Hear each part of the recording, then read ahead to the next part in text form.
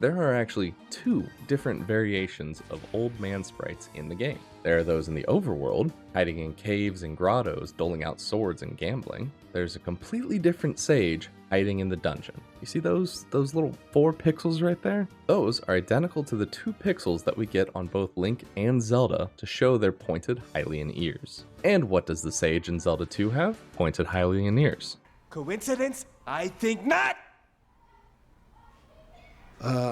Okay, so he's a sage. What's the big deal? Well, in the first game, there are a total of 9 dungeons. Each dungeon has between 1 and 3 sages, totaling about 17 sages. In the second game, we have a total of 7 palaces, with only 1 single sage in the last palace. I believe that this sage inadvertently caused Zelda to fall asleep in the first place, and it's now his penance to stay here and wait to receive the hero who will save her. If we take a look back to the manual, the only image we get to see of the prince, we can see that the wizard is appearing out of his shadow.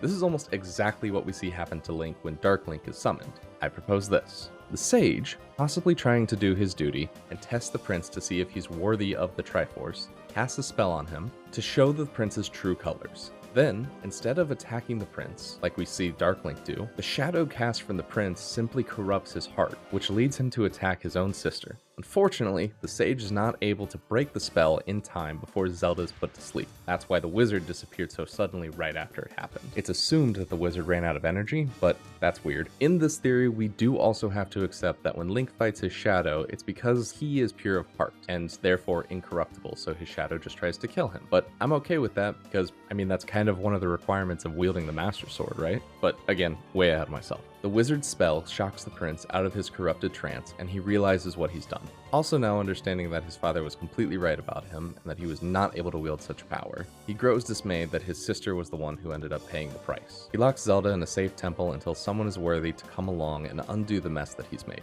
He then scatters the sages all around Hyrule to keep an eye out for the hero who may return to fix his mistakes and save Hyrule.